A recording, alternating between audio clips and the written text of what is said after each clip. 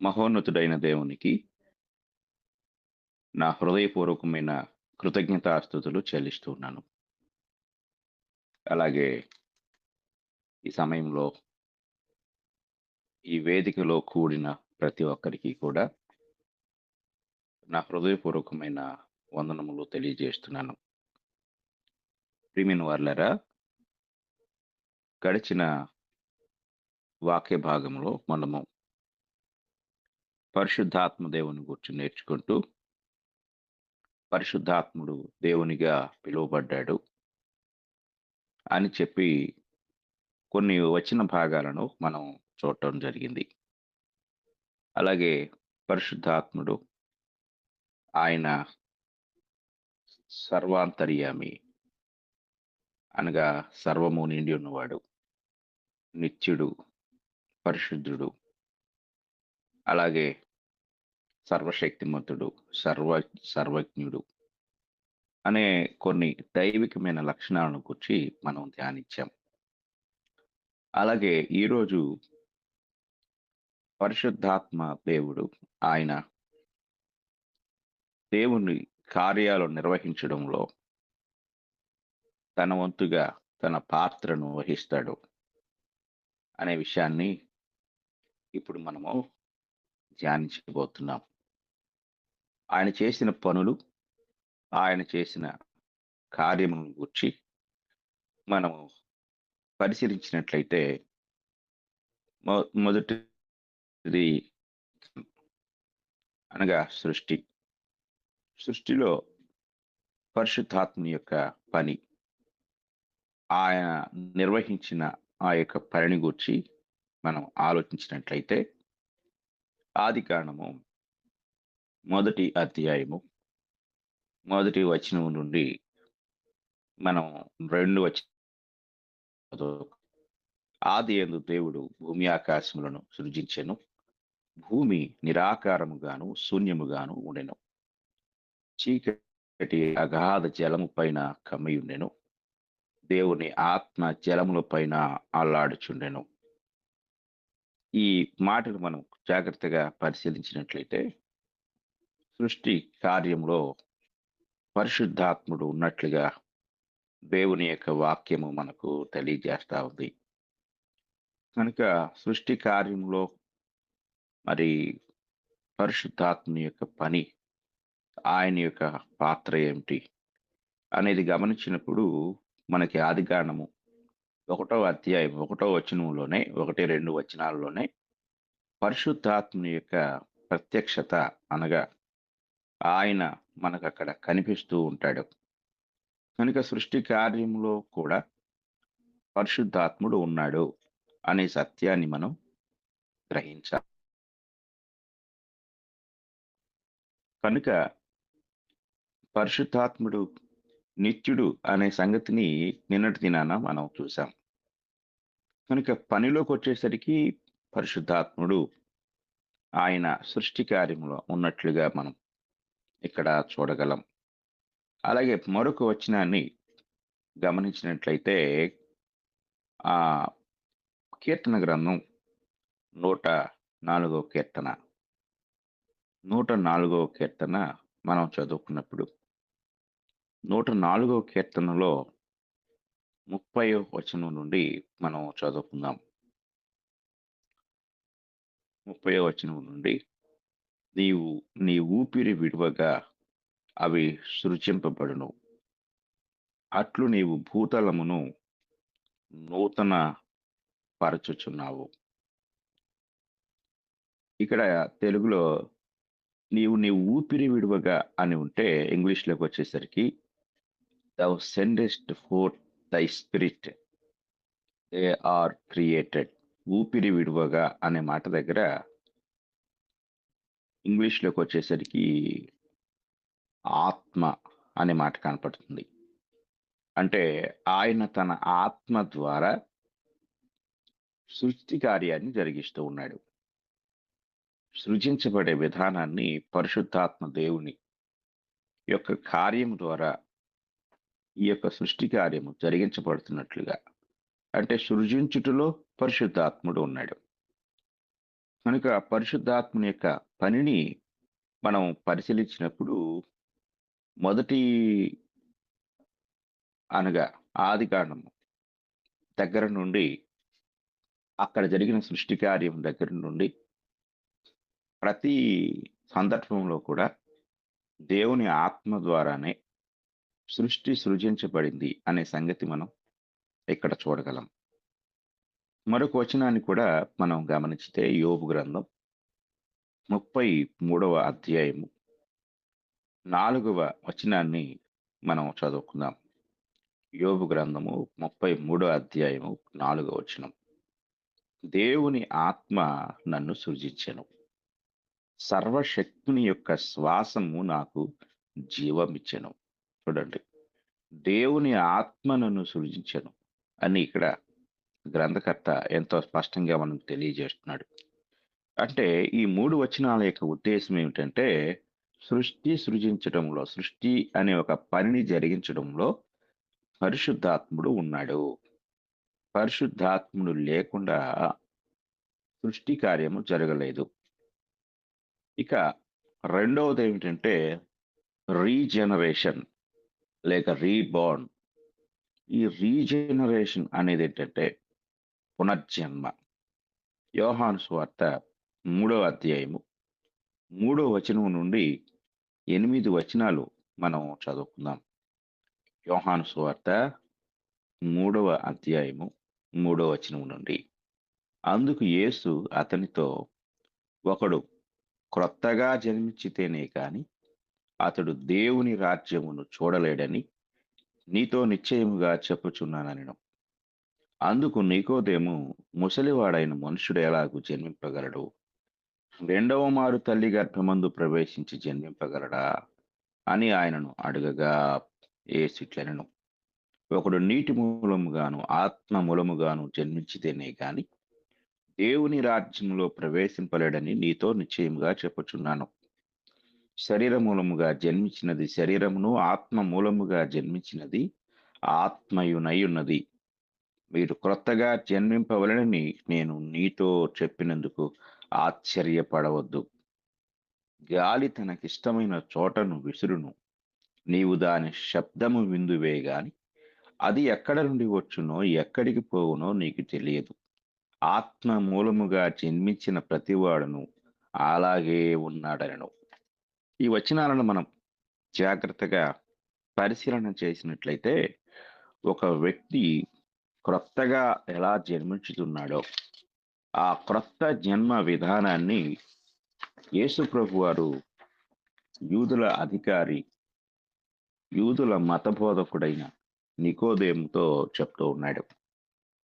ఎందుకంటే యూదులు శరీర సంబంధమైన ధర్మశాస్త్రాన్ని మాత్రమే ఎరుగుదురు గాని ఆత్మ మూలమైన దేనిని వారు ఎరగరు.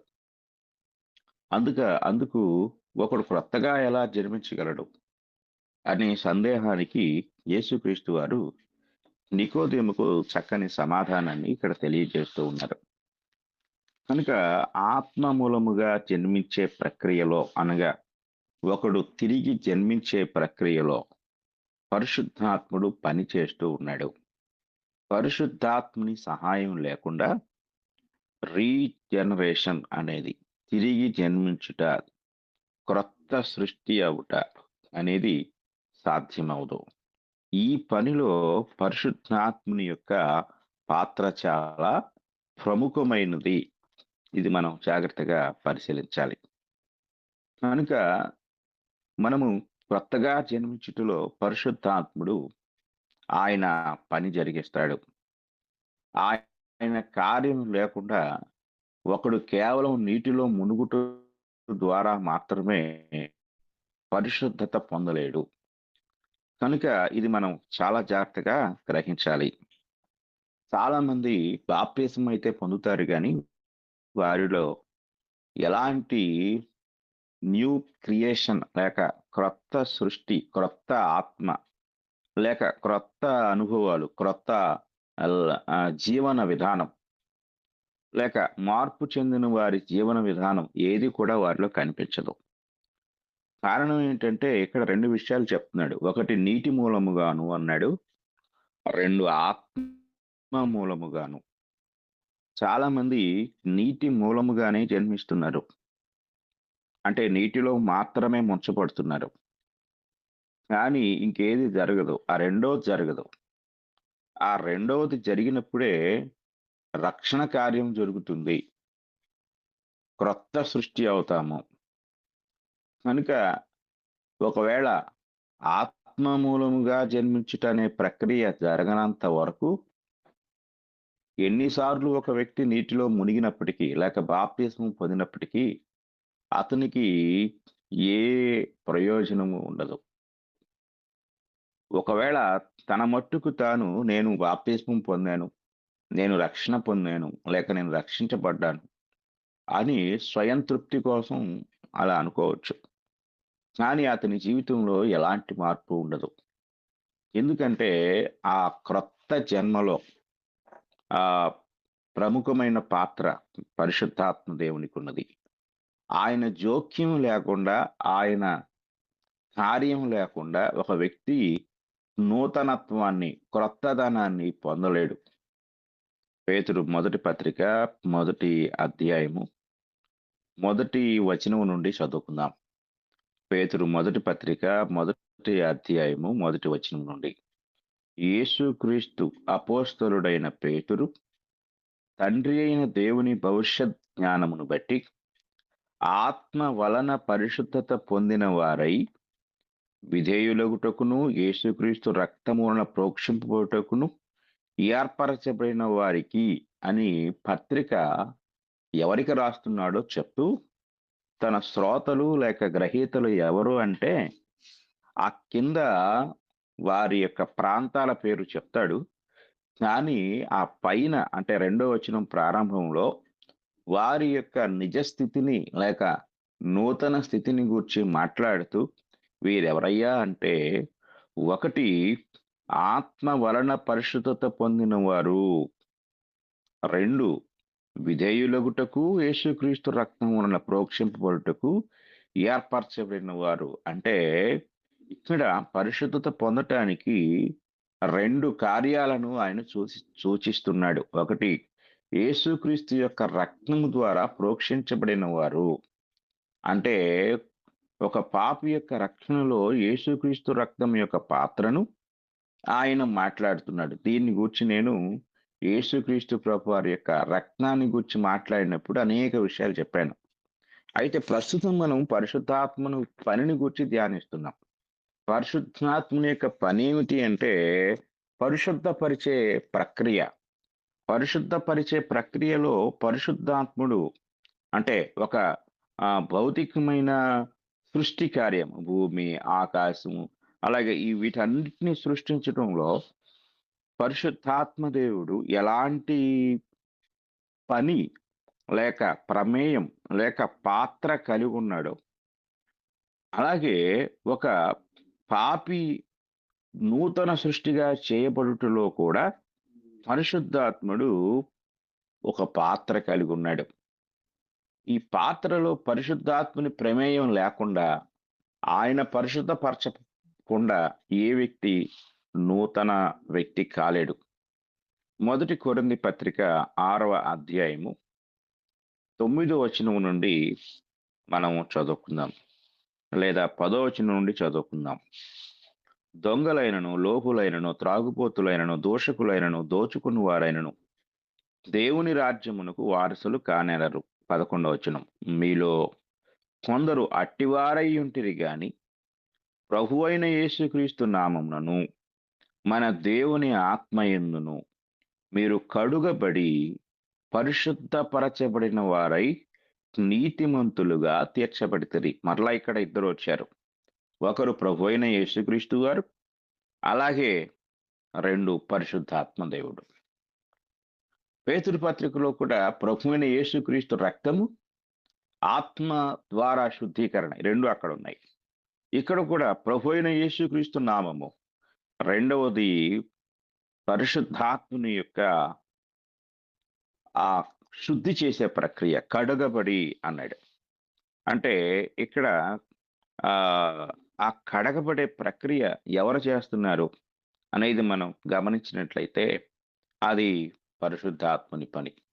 పరిశుద్ధాత్ముడు నిన్ను శుద్ధి చేయకపోతే, నిన్ను పవిత్రపరచకపోతే నీకు క్రొత్త జన్మ లేదు. కనుక నీ రక్షణలో పరిశుద్ధాత్ముని యొక్క పాత్ర ఇమిడి ఉన్నది. కనుక పరిశుద్ధాత్ముడు లేకుండా, ఆయన పని లేకుండా సృష్టి లేదు. రెండవ సృష్టి అనగా ఒకడు క్రొత్తగా జన్మించుట అనే ప్రక్రియ కూడా లేదు. కనుక ఆయన పని జరిగిస్తూ ఉన్నాడు. ఆయన పనిలో సర్వ సృష్టిని సృజించటంలో ఎంత ప్రాముఖ్యత కలిగి ఉన్నాడో, క్రొత్త సృష్టి చేయటంలో కూడా ఆయన అంత ప్రాముఖ్యత కలిగి ఉన్నాడు. ఈ సృష్టిలో ఉన్న సకల ప్రాణులను సృజించుటలో పరిశుద్ధాత్ముడు ఎంత పని చేశాడో, నిన్ను ఒక కొత్త వ్యక్తిగా సృష్టించటంలో కూడా పరిశుద్ధాత్ముడు పని చేస్తున్నాడు. కనుక పరిశుద్ధాత్మ దేవుడు కాదు. ఆయనతో నాకు సంబంధం లేదు. ఆయన ఆయనకి ఏ వ్యక్తిత్వం లేదు అని అనుకునే వారికి రక్షణే లేదు.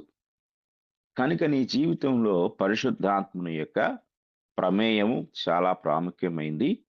నీ నూతన సృష్టిగా లేక నీవు క్రొత్త సృష్టిగా చేయబడటంలో పరిశుద్ధాత్ముని యొక్క పని ఉంది అని ప్రతి క్రైస్తవుడు గ్రహించాలని నేను కోరుతూ ఉన్నాను. అలాగే ఇంకొక పని ఆయన చేసే పని మనం చూసినట్లయితే రోమీయులకు రాసిన పత్రిక 8వ అధ్యాయం ఒక వచనాన్ని మనకు తెలియజేస్తూ ఉంది. రోమీయులకు రాసిన పత్రిక 8వ అధ్యాయము మనం చదువుకుందాం. రోమీ పత్రిక 8వ అధ్యాయము 11వ వచనాన్ని మనం చదువుకుందాం. మృతులలో నుండి యేసును లేపిన వాని ఆత్మ మీలో నివసించిన యెడల అంటున్నాడు. యేసుక్రీస్తు ప్రభు యొక్క బలియాగంలో కూడా పరిశుద్ధాత్ముని యొక్క పాత్ర ఉంది. కనుక యేసుక్రీస్తు వారు తన్ను తాను నిత్యుడగు దేవునికి బలిగా అర్పించుకునే ప్రక్రియలో అక్కడ పరిశుద్ధాత్ముడు ఉన్నాడు. అలాగే ఆయన తిరిగి మృతులలో నుండి అనగా సమాధిలో నుండి లేపబడటంలో కూడా పరిశుద్ధాత్ముని యొక్క పని ఉంది. అలాగే మృతులలో నుండి క్రీస్తు యేసును లేపినవాడు చావునకు లోనైన మీ శరీరమును కూడా మీలో నివసించుచున్న తన ఆత్మ ద్వారా జీవింపచేయును. మనలను జీవింపచేసే ప్రక్రియలో కూడా పరిశుద్ధాత్ముని యొక్క పని ఉంది.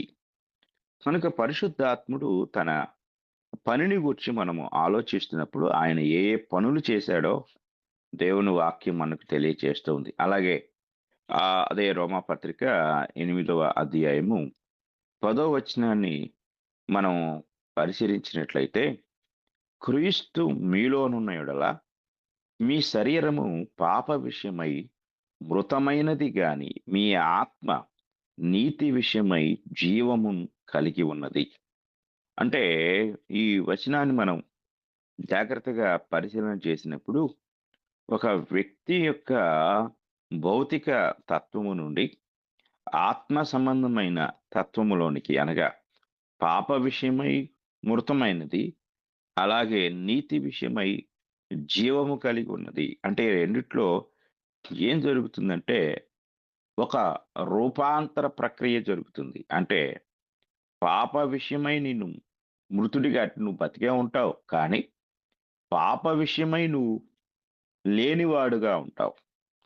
నీతి విషయమై నువ్వు ఒక క్రొత్త వ్యక్తిగా, ఒక రూపాన్ని ధరించుకున్న వ్యక్తివిగా నువ్వు కనపడతావు. పౌలు గారు ఈ విషయాన్ని గురించి తెలియజేస్తూ గలతీయులకు రాసిన పత్రిక మనం చదువుకున్నట్లయితే గలతీయులకు రాసిన పత్రికలో ఆయన మాట్లాడుతూ 2వ అధ్యాయం 19వ వచనంలో ఇలా మాట్లాడతారు. 2వ అధ్యాయం 19వ వచనాన్ని మనం చదువుకున్నట్లయితే నేనైతే దేశమై జీవితము ధర్మశాస్త్రము ఆస్తి చచ్చిన వాడనైతిని. నేను కూడా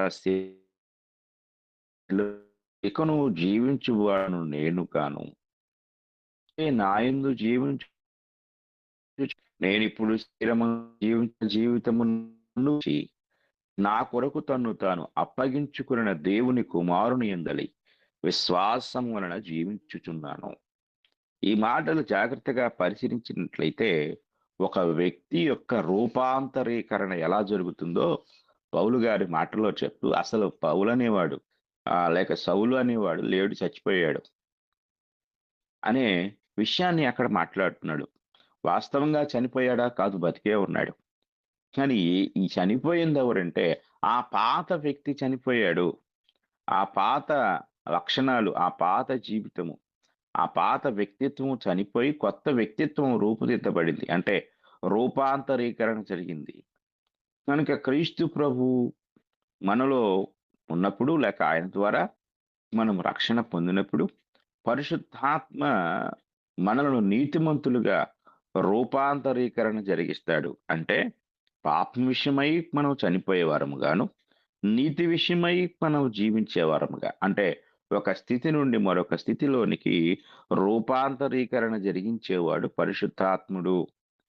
అలా రూపాంతరం చెందటంలో పరిశుద్ధాత్ముని యొక్క పాత్ర అనేది ఉంది అనే విషయాన్ని మనం జాగ్రత్తగా గమనించవలసిన వారమై ఉన్నాం. ఇక తరువాత పాయింట్ మనం గమనించినట్లయితే ఆయన దేవుని సార్వభౌమత్వాన్ని కలిగి ఉంటాడు. అంటే సార్వభౌమాధికారం ఆయనకు ఉంది. ఆయన సార్వభౌముడిగా, అంటే దీన్ని ఇంగ్లీష్‌లో ద సావరెనిటీ ఆఫ్ గాడ్ అంటారు. అంటే ఆ భౌమాధికారాన్ని జాగ్రత్తగా మనం పరిశీలించినప్పుడు మొదటి కొరింథీ పత్రిక 12వ అధ్యాయంలో ఈ మాటలు మనకి కనపడతాయి. మొదటి కొరింథీ పత్రిక 12వ అధ్యాయము మొదటి వచనాన్ని మనం చదువుకుందాం. మొదటి కొరింథీ పత్రిక 12వ అధ్యాయము మొదటి వచనము.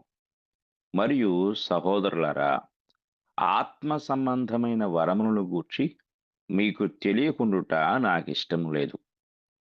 మీరు అన్యజనులై ఉన్నప్పుడు మూగ విగ్రహములను ఆరాధించుటకు ఎటు పడినా అటు నడిపింపబడితిరని మీకు తెలియను. జాగ్రత్తగా మనం పరిశీలించినట్లయితే ఈ ఈ మాటలు మనం కిందకి చాలా విషయాలున్నాయి. సరాసరి మనం 11వ వచనానికి వెళ్దాం. 11వ వచనానికొస్తే వరాలన్నిటిని గూర్చి మాట్లాడుతూ, అయినను వీటన్నిటిని ఆ ఆత్మ ఒకడే తన చిత్తము చొప్పున ప్రతి వానికి ప్రత్యేకముగా పంచి ఇచ్చుచు కార్యసిద్ధి కలుగు చేయుచున్నాడు. పంచి ఇచ్చుచు అంటే ఆ సార్వభౌమాధికారాన్ని ఆయన కలిగి ప్రతి క్రైస్తవునిలో కూడా ఈ ఆత్మ సంబంధమైన వరముల యొక్క ప్రక్రియను నిర్వహించుటలో ఆయన తన వంతు ప్రధాన పాత్రను పోషిస్తూ ఉన్నాడు. అనగా పరిశుద్ధాత్ముడు సార్వభౌమాధికారాన్ని లేక ఆ యొక్క ఆ సావర్నిటీని ఆయన కలిగి ఉన్నాడు అనే విషయాన్ని మనము చాలా జాగ్రత్తగా గ్రహించవచ్చు. కనుక పరిశుద్ధాత్ముని యొక్క పని అది చాలా అద్భుతమైంది. ఆ పరిశుద్ధాత్ముడు తన పనిని తాను జరిగిస్తూ ఉన్నాడు. కనుక మనము ఈ కార్యనిర్వహణలో పరిశుద్ధాత్ముని యొక్క పని చాలా ప్రాముఖ్యమైంది. ఒకసారి పాత నిబంధనలో ఒక వచనాన్ని మనం జ్ఞాపకం చేసుకుంటే జకర్యా గ్రంథం 4వ అధ్యాయము 6వ వచనంలో ఇక్కడ ఈ మాట కనపడుతుంది. చదువుకుందాం. జకర్యా గ్రంథం 4వ అధ్యాయం 6వ వచనం. అప్పుడతడు నాతో ఇట్లనెను, జెరుబ్బాబెలునకు ప్రత్యక్షముగు యెహోవా వాక్కు ఇదే, శక్తి చేతనైనను బలము చేతనైనను కాక నా ఆత్మ చేతనే ఇది జరుగునని సైన్యములకు అధిపతియగు యెహోవా సెలవిచ్చెను. అంటే జరగబోయే కార్యము ఎవరి ద్వారా జరుగుతుంది అంటే ఇది పరిశుద్ధాత్మ ద్వారా. అంటే పరిశుద్ధాత్ముడు ఒక సావనిటీ కలిగి ఉన్నాడు. ఆయన ఒక సార్వభౌమాధికారాన్ని కలిగి ఉన్నాడు. అనే విషయాన్ని మనము చాలా జాగ్రత్తగా గ్రహించవలసిన వారమై ఉన్నాం. ఇంకా మనము పరిశుద్ధాత్ముని యొక్క ఆహ్, దైవత్వాన్ని గురించి ఆలోచించితే, ఆయన దేవునిగా గుర్తించబడ్డ సందర్భాలను మనం చూడొచ్చు. ఆయన దేవునిగా గుర్తించబడ్డారు. ఎలా ఆయన తన దైవత్వ లక్షణాలతో రికగ్నైజ్ చేయబడ్డారు, గుర్తింపు పొందారు అనే విషయాన్ని చాలా జాగ్రత్తగా పరిశీలించితే బైబిల్ గ్రంథంలో అత్యంత ప్రాముఖ్యమైన ఒక వచనాన్ని మనం పరిశీలించినప్పుడు మత్తయి సువార్త 28వ అధ్యాయము. మత్తయి సువార్త 28వ అధ్యాయము 19వ వచనంలో అక్కడ దైవత్వంలో ఒక వ్యక్తిగా మనం ఆయన చూడగలం. కాబట్టి మీరు వెళ్ళి సమస్త జనులను శిష్యులనుగా చేయుడి. తండ్రి యొక్కయు, కుమారుని యొక్కయు, పరిశుద్ధాత్మ యొక్కయు నామములోనికి వారికి బాప్తిస్మమిచ్చుచు అంటారు. అంటే దీనిని గొప్ప ఆజ్ఞ అని బైబిల్ పండితులు పిలిచారు. Great commission. ఈ గ్రేట్ కమిషన్‌లో లేక ఈ గొప్ప ఆజ్ఞలో ఎవరున్నారు అంటే ముగ్గురు వ్యక్తులు ఉన్నారు. తండ్రి, అలాగే కుమారుడు, అలాగే పరిశుద్ధాత్మ. వీరు ముగ్గురు ఒకే చోట చేర్చబడుట ద్వారా ముగ్గురు కూడా దేవునిగా గుర్తించబడుతూ ఉన్నారు. కనుక ఇక్కడ పరిశుద్ధాత్ముడు దేవునిగా గుర్తించబడిన సందర్భాలు, ఆయన దైవత్వాన్ని మనం పరిశీలించినట్లయితే ఆయన దేవునిగా గుర్తించబడ్డారు. అలాగే 2వ కొరింథీ పత్రిక 13వ అధ్యాయము 14వ వచనాన్ని కూడా మనం చదువుకుందాం. 2వ కొరింథీ పత్రిక 13వ అధ్యాయం 14వ వచనంలో అపోస్తలుల ఆశీర్వచనం ఇక్కడ కనపడుతుంది. ఈ ఆశీర్వచనంలో కూడా మనకు ఈ ముగ్గురు కనపడతారు. ప్రభువైన యేసుక్రీస్తు కృపయు, దేవుని ప్రేమయు, పరిశుద్ధాత్మ సహవాసమును మీకందరికిని తోడైండునుగాక అనే ఆ ఆశీర్వచనంలో అక్కడ ముగ్గురు వ్యక్తులు ఒకే చోట మనకి కనిపిస్తారు. ముగ్గురు ఒకే చోట మనము మత్తయి సువార్తలో చూసాం. అంటే రక్షణను గూర్చిన ఆజ్ఞలో. అలాగే ఇప్పుడు ఆశీర్వచనంలో కూడా ముగ్గురు ఒకే చోట చేర్చబడ్డారు. పౌలు గారు వారు ముగ్గురిని ఒకే చోట చేర్చి ఆశీర్వచనాన్ని సంఘానికి తెలియజేస్తూ ఉన్నారు. కనుక ఇక్కడ కూడా మనము పరిశుద్ధాత్మ దేవుని చూడగలం. కనుక గొప్ప ఆజ్ఞలో వారు ముగ్గురు ఉన్నారు. అలాగే అపోస్తలుల ఆశీర్వాదంలో ఆ మిగిలిన ఇద్దరితో ఆయన పాలివాడిగా ఉన్నారు. అలాగే మనము ఇంకొక విషయాన్ని చూస్తే ప్రకటన గ్రంథం 3వ అధ్యాయం 22వ వచనంలో విశ్వాసులతో మాట్లాడేవాడుగా ఆయన మనకి దేవునిగా కనిపిస్తూ ఉన్నాడు. ప్రకటన గ్రంథం 3వ అధ్యాయం 22వ వచనాన్ని మనం చదువుకుందాం. ఈ వచనం ముగింపులో సంఘములతో ఆత్మ చెప్పుచున్న మాట చెవిగలవాడు వినుగాక. జాగ్రత్తగా మనం పరిశీలించినట్లయితే దేవుని వాక్యాన్ని మనం పరిశీలించినప్పుడు ఇక్కడ మన ముగ్గురు కనపడతారు. 22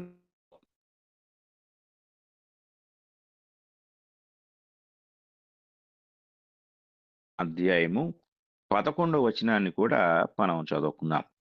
మార్కు సువార్త 13వ అధ్యాయము 11వ వచనాన్ని మనం చదువుకుంటే, వారు మిమ్మును అప్పగించుటకు కొనిపోవునప్పుడు మీరు ఏమి చెప్పుదుమా అని ముందుగా చింతింపకుడి. ఆ గడియలోనే మీకేది ఇయ్యబడునో అదే చెప్పుడి. చెప్పువాడు పరిశుద్ధాత్మయే గాని మీరు కారు. జాగ్రత్తగా మనం పరిశీలించాలి. పరిశుద్ధాత్మ దైవత్వం కలిగిన వాడు, ఆ దేవుడు నీకు బదులుగా మాట్లాడతాడు. కాబట్టి ఇక్కడ మనము గమనించినట్లయితే మరొకసారి వీటిని జ్ఞాపకం చేసుకుందాం. పరిశుద్ధాత్మ దేవుడు ఆయన దేవునిగా గుర్తించబడిన సందర్భాలను మనం ఆలోచన చేసినట్లయితే, ఒకటి ఆహ్, గొప్ప ఆజ్ఞలో ఆయన ఉన్నారు. ఆ తరువాత అపోస్తలుల యొక్క ఆశీర్వచనంలో ఆయన ఉన్నారు. అలాగే దేవుని వాక్యాన్ని విశ్వాసుల యొక్క హృదయాలోనికి చేర్చటంలో ఆయన దేవునిగా ఉన్నారు. అలాగే ఇక్కడ మనం పరిశీలించినప్పుడు అడ్మినిస్ట్రేషన్ అంటే ఈ కార్యనిర్వహణలో మనం ఇంతకుముందు చూసాం. ఆ యొక్క కొరింథీయులకు రాసిన పత్రిక, మొదటి పత్రిక 12వ అధ్యాయం 4-6 వచనాల్లో కూడా అక్కడ మనకి ముగ్గురు ఒకే చోట కనపడుతూ ఉంటారు. కనుక ఇవన్నీ పరిశుద్ధాత్ముని యొక్క దైవ దైవత్వాన్ని సూచించే కార్యాలుగా మనము చూడవచ్చు. కనుక మనం జాగ్రత్తగా పరిశీలించినట్లయితే పరిశుద్ధాత్ముని యొక్క కార్య నిర్వహణ, ఆయన దైవత్వంలో ఒక వ్యక్తిగా ఉన్నట్లుగా, అలాగే మరి క్రైస్తవులతో కలిసి పనిచేసేవాడుగా ఉన్నట్లుగా కూడా మనము చూడగలం. ఆ తర్వాత పాయింట్ మనం చూసినట్లయితే ఆహ్, ఆయన ఆయన యొక్క కార్యాలు అంటే ఆయన యొక్క పనులను గూర్చి పాత నిబంధనలో మనం చూద్దాం. అంటే ఆయన ఏమేం పనులు చేశాడు పాత నిబంధనలోను, అలాగే క్రొత్త నిబంధనలోను.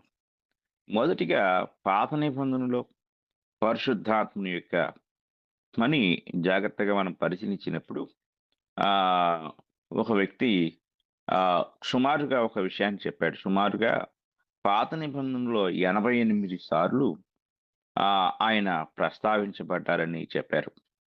కానీ పరిశుద్ధాత్మను గురించిన బోధ పాత నిబంధనలో ఆహ్, కొత్త నిబంధనలో అంత స్పష్టంగా మనకి డైరెక్ట్‌గా కనిపించదు. అయినప్పటికీ ఆయన యొక్క పనిని మనం జాగ్రత్తగా పరిశీలించినప్పుడు ఒకసారి మనం పాత నిబంధనకు వెళ్ళినట్లయితే, ఆయన పాత నిబంధన ప్రత్యక్షతల గూర్చి మనం ఆలోచించినప్పుడు, మొట్టమొదటిగా సంఖ్యాకాండము 24 అధ్యాయము 2వ వచనంలో మనం చూడగలం. సంఖ్యాకాండము పాత నిబంధనలో సంఖ్యాకాండము 24వ అధ్యాయము 2వ వచనాన్ని మనం చదువుకుందాం. బిలాము కన్నులెత్తి ఇశ్రాయేలీయులు తమ తమ గోత్రముల చొప్పున దిగియుండుట చూచినప్పుడు దేవుని ఆత్మ అతని మీదికి దిగి వచ్చెను అనే మాట ఇక్కడికి కనపడుతుంది. అంటే పాత నిబంధనలో కూడా ఆయా సందర్భాల్లో మనుషుల మీదికి ఆయన దిగి వచ్చినట్లుగా, అనగా పరిశుద్ధాత్ముడు దిగి వచ్చినట్లుగా మనము ఇక్కడ గమనించగలం. అలాగే న్యాయాధిపతుల గ్రంథము 11వ అధ్యాయము 29వ వచనాన్ని కూడా మనం చదువుకుందాం. న్యాయాధిపతుల గ్రంథము 11వ అధ్యాయము 29వ వచనాన్ని మనం చదువుకున్నట్లయితే, యెహోవా ఆత్మ యెఫ్తా మీదికి రాగా, అతడు గిలాదులోను మనష్షేలోను సంచరించుచు గిలాదు మిస్పేలో సంచరించి గిలాదు మిస్పే నుండి అమ్మోనీయుల యొద్దకు సాగెను. కనుక ఇక్కడ మనం పరిశీలించినప్పుడు ఆయా కాలాల్లో పాత నిబంధనలో ఉన్న కొందరు వ్యక్తుల మీదకి కూడా పరిశుద్ధాత్ముడు దిగి వచ్చినట్లుగా మనం ఇక్కడ జాగ్రత్తగా పరిశీలించగలం. కనుక ఆయన పనిని గూర్చి మనం ఆలోచించినప్పుడు పాత నిబంధనలో ఆ ఆ యొక్క పరిచర్యలో మనుషుల మీదకి ఆయా సందర్భాల్లో ప్రవక్తల మీదకి, న్యాయాధిపతుల మీదకి ఆయన దిగి వచ్చినట్లుగా మనం ఇక్కడ గమనించగలం. అలాగే న్యాయాధిపతుల గ్రంథం 3వ అధ్యాయము 10వ వచనాన్ని కూడా మనం చదువుకుందాం. 3వ అధ్యాయము 10వ వచనం మనం చూసినప్పుడు అక్కడ యెహోవా ఆత్మ అతని మీదికి వచ్చెను. కనుక అతడు ఇశ్రాయేలీయులకు న్యాయాధిపతి అయి యుద్ధమునకు బయలుదేరగా యెహోవా అరామ్నహరాయిము రాజైన కూషన్ రిషితాయిమును అతని చేతికి అప్పగించెను. అతడు కూషన్ రిషితాయిమును జయించెను. కనుక ఈ వ్యక్తి ఎవరు అంటే ఆహ్, ఒత్నియేలు మొట్టమొదటి న్యాయాధిపతి. ఒత్నియేలు మీదకి దేవుని ఆత్మ వచ్చినప్పుడు, ఆ దేవుని ఆత్మ ద్వారా అతడు ఒక అన్య రాజును, అరామ్నహరయిము రాజు అయిన కూషన్ రిషితాయిమును జయించి ఆ ఇశ్రాయేలీయులకు బానిసత్వము నుండి విడుదల అనుగ్రహించి న్యాయాధిపతిగా పరిపాలించినట్లుగా మనం చూడగలం. అంటే పాత నిబంధనలో కూడా ఆ కొన్ని సందర్భాలలో పరిశుద్ధాత్మను పొంది వారు యుద్ధాలు చేసినట్లుగా, గొప్ప గొప్ప కార్యాలను జరిగించినట్లుగా మనము చూడగలం. అలాగే మనం పరిశీలించినప్పుడు గిద్యోను మీదికి ఆయన వచ్చినట్లుగా కూడా మనం చూడగలం. ఇది న్యాయాధిపతుల గ్రంథం 6వ అధ్యాయం 34వ వచనంలో మనకు కనపడుతుంది. న్యాయాధిపతుల గ్రంథం 6వ అధ్యాయము 34వ వచనం మనం చదువుకున్నట్లయితే, అక్కడ కూడా గిద్యోను మీదికి పరిశుద్ధాత్ముడు దిగి వచ్చినట్లుగా మనకి ఈ సందర్భం ఎంతో స్పష్టంగా కనపడుతుంది. యెహోవా ఆత్మ గిద్యోనును ఆవేశించెను. అతడు బూర ఊదినప్పుడు అబీయెజెరు కుటుంబపు వారు అతని యొద్దకు వచ్చిరి. అతడు మనష్షీయుల అందరి యొద్దకు దూతలను పంపగా, వారును కూడుకొని అతని యొద్దకు వచ్చిరి. ఇలాగా మనం కిందకి చదువుకుంటూ వస్తే, ఆ యొక్క గోత్రాల వారీగా వారందరినీ ఆయన ఆహ్వానించి, ఆయన యుద్ధానికి వెళ్ళినట్లుగా ఆ యుద్ధంలో ఆహ్, గిద్యోను యొక్క ఖడ్గము అనేకులను సంహరించినట్లుగా మనం చూడగలం. అంటే పరిశుద్ధాత్మ ద్వారా గిద్యోను ఒక సాధారణమైన మనుషుడైనప్పటికీ, శత్రు సంహారం జరిగించుటలో, ఆ యుద్ధాలు జరిగించటంలో పరిశుద్ధాత్మను చేత అతడు ఒక పాత్రగా వాడబడినట్లుగాను, అలాగే పరిశుద్ధాత్ముడు తన శక్తిని అనుగ్రహించుట ద్వారా వారిని గొప్ప బలముతో నింపినట్లుగా మనం ఇక్కడ చూడగలం. ఆ తర్వాత యెషయా గ్రంథం 32 అధ్యాయానికి మనం వెళ్దాం. 32 అధ్యాయం 13వ వచనం. యెషయా గ్రంథం 32వ అధ్యాయము 13వ వచనాన్ని మనం చదువుకుందాం. యెషయా గ్రంథం 32వ అధ్యాయము 13వ వచనాన్ని మనం చదువుకున్నట్లయితే, అక్కడ ఈ మాట కనపడుతుంది. నా జనుల ఆహ్, భూమిలో ఆనందపురములోని ఆనంద గృహములన్నిటిలో ముండ్ల తుప్పలను, బలురక్కసి చెట్లును పెరుగును. పైనుండి మన మీద ఆత్మ కుమ్మరింపబడు వరకు నగరి విడువబడును. జనసమూహము గల పట్టణము విడువబడును. కొండయు కాపరుల గోపురమును ఎల్లకాలము గుహలుగా ఉండును. ఈ ఈ మధ్య ఒక సందర్భాన్ని చెప్తున్నాడు. అదేంటంటే, ఇది ఎప్పటి వరకు జరుగుతుంది అంటే, పైనుండి మన మీద ఆత్మ కుమ్మరింపబడు వరకు. ఈ మాట మనకేం చెప్తుందంటే, ఆయా సందర్భాల్లో పరిశుద్ధాత్మ దేవుడు కొందరు వ్యక్తుల మీద కుమ్మరింపబడినట్లుగా ఇక్కడ మనం చూడగలం. కనుక ఈ యొక్క వచనాలు మనం జాగ్రత్తగా పరిశీలన చేసినప్పుడు పరిశుద్ధాత్మని యొక్క కుమ్మరింపు, పరిశుద్ధాత్మను కొందరిని ఆవేశించటం, లేక పరిశుద్ధాత్ముడు కొందరి మీదికి వచ్చినప్పుడు వారు జరిగించిన ఆ యొక్క గొప్ప కార్యాలు ఇవన్నీ కూడా మనము పాత నిబంధనలో కూడా చూడగలం. కనుక దేవుని ఆత్మ సహాయం ద్వారా గొప్ప కార్యాలు జరిగించడానికి పరిశుద్ధాత్మ దేవుడు మనుషుల్ని ఉపయోగించుకున్నాడు. నిర్గమాకాండం 31 అధ్యాయం 3 వచనాన్ని కూడా మనం చదువుకుందాం. నిర్గమాకాండము 31వ అధ్యాయం 3వ వచనాన్ని మనం చదువుకున్నట్లయితే, ఇక్కడ ఒక పని మనకు కనపడుతుంది. 31 అధ్యాయము 3వ వచనంలో, విచిత్రమైన పనులను కల్పించుటకును, బంగారుతోను, వెండితోను, ఇత్తడితోను పని చేయుటకును, పొదుగుటకై రత్నములను సానబెట్టుటకును, కర్రను కోసి చెక్కుటకును, సమస్త విధములైన పనులను చేయుటకును, జ్ఞాన విద్యా వివేకములను సమస్తమైన పనుల నేర్పును వానికి కలుగునట్లు వానిని దేవుని ఆత్మ పూర్ణునిగా చేసి ఉన్నాను అని చెప్పి ఇక్కడ ఒక వ్యక్తిని గురించి మాట్లాడుతున్నాడు. అతని పేరు బెసలేలు. ఈ బెసలేలుని ప్రత్యక్ష గుడార నిర్మాణం యొక్క పనిలో ఆయన వాడుకుంటున్నాడు. ఆ పనిలో ఆయన ఎలాంటి పనులు అంటే విచిత్రమైన పనులు కల్పించుటకు బంగారుతోను, వెండితోను, ఇత్తడితోను పని చేయుటకును, పొదుగుటకై రత్నములను సానబెట్టుటకును, కర్రను కోసి చెక్కుటకును, సమస్త విధములైన పనులను చేయుటకును, జ్ఞాన విద్యా వివేకములను సమస్తమైన పనుల నేర్పును వానికి కలుగునట్లు వానిని దేవుని ఆత్మ పూర్ణునిగా చేసి ఉన్నాను. అనగా బెసలేలు దేవుని యొక్క ఆ ఆత్మ పూర్ణుడిగా చేయబడుతున్నాడు. ఈ ఇలాగ చేయుట ద్వారా అతడు కొన్ని పనులు చేయబోతున్నాడు. ఈ ఈ పనులు ఏమిటి అంటే నైపుణ్యం కలిగిన పనులు.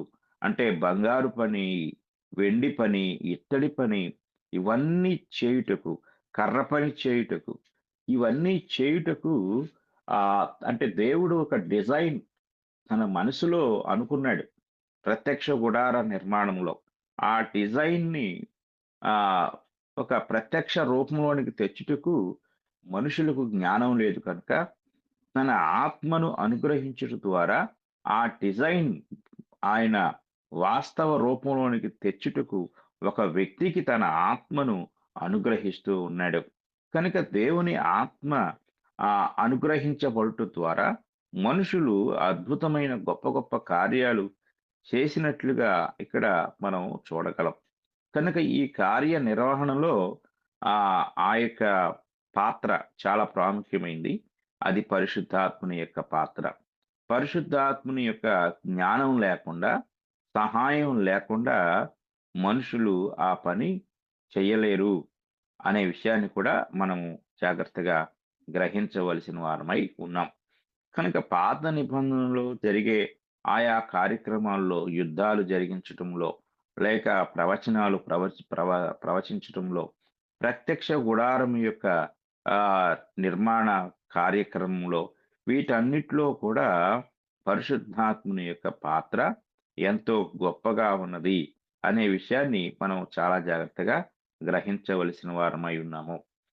కనుక దేవుని వాక్యాన్ని మనం పరిశీలించినట్లయితే ఇవన్నీ కూడా పాత నిబంధనలో పరిశుద్ధాత్ముని యొక్క పనిగా మనము చూడగలం.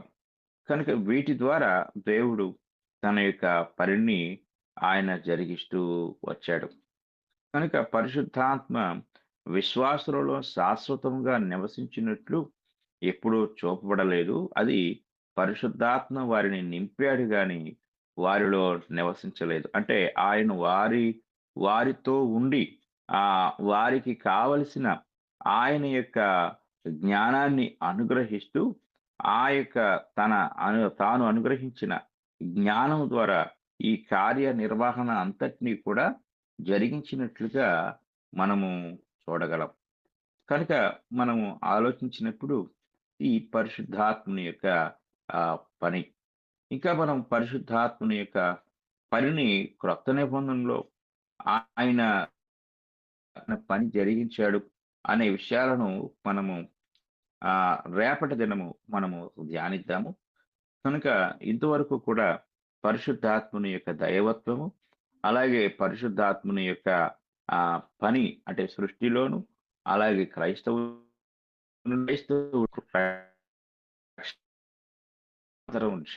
అలాగే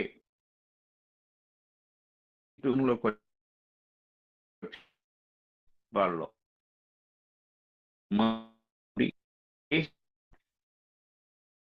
కార్యాలను చూసినప్పుడు దేవుడు చేయగలిగే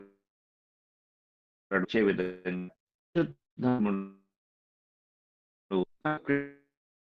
చాలా రోజు పరిశుద్ధాత్మ దేవుని గురించి మనం రేపటి దినం క్రొత్త నిబంధన ఎలా పనిచేశాడు, క్రొత్త నిబంధనలో ఉన్న క్రైస్తవుల ద్వారా లేక ఇంకా క్రొత్త నిబంధనలో ఉన్న అనేక కార్యక్రమాల ద్వారా ఆయన ఎలా పనిచేశాడు, అనే విషయాలను గూర్చి మనము జాగ్రత్తగా నేర్చుకుందాం. కాబట్టి ఇంతవరకు శ్రద్ధగా విన్న ప్రతి ఒక్కరు